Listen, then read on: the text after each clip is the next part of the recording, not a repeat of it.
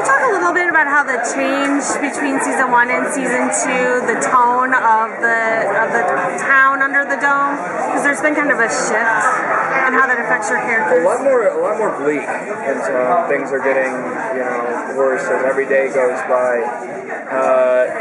Even like the minor details, like the set dressing this year was even different. It was like more trash scattered out, and like everything, David Geddes was our DP, like Stark in the show. It's very, very different from last year. Last year I felt was like a little bit like bright colored and sugar coated a little bit, and this year's a lot more. I was looking around. Is that because Sam's around? Yeah, I think so. I think in some respects the introduction of that character is indicative of the desperation that some people might be feeling. I think that's probably fair to say. And then there's killing. There will be killing. And then there's murder. So we heard that there's a power struggle going on between you and Big Jim. Can you talk about how the three of you sort of react to that? Is anybody taking sides? Are you staying out of it? Sam is not a fan of Big Jim. They just don't get along. So he would be more on Julia's side on that. Yeah, Joe is for sure on Julia's side. 100% against Big Jim. What about you, Junior? Junior daddy issues.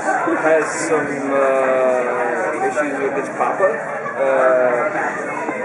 I don't know. Junior, he can't really give up on his dad because it's his dad, and that's the thing. He wants to go with Julia, he wants to go with this other group, and they're probably right, and they're probably onto a lot more things than Big Jim is.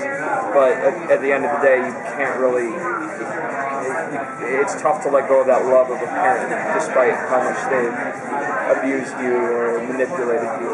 It's tough to really let that go, especially with Junior. Are you going to find out more about your mother, and how is that going to play into what your character does? Finding out, he finds out a lot more about his mother. Sam, he looks at Sam not only as a role model, but as the key to his mother's past, which will give us answers to maybe how we can get outside the dome, what are the four hands, what's all the monarch stuff, what is the answer, and why are the dome, and Sam is key to that, so he's trying to hold on to those two characters as much as he can.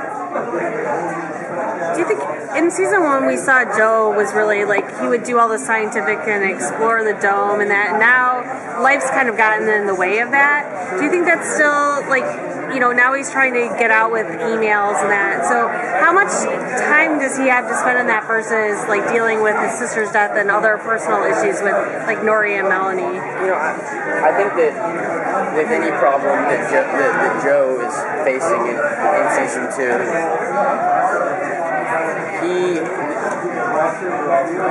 I think he knows how to handle it better due to the stuff due to the things that he went through in the season 1 where we left him off before, and I think that losing Angie has a huge effect on him, but I don't think it stops him from moving in his tracks. I think if anything, it only motivates him to figure out what's going on.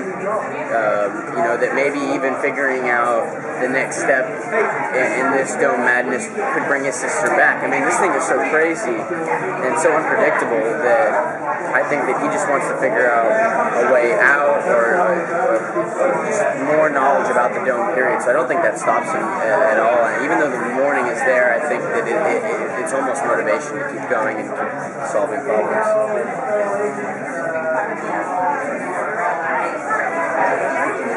Okay, so we know that Sam was part of the original Four Hands, and then we have the new Four Hands.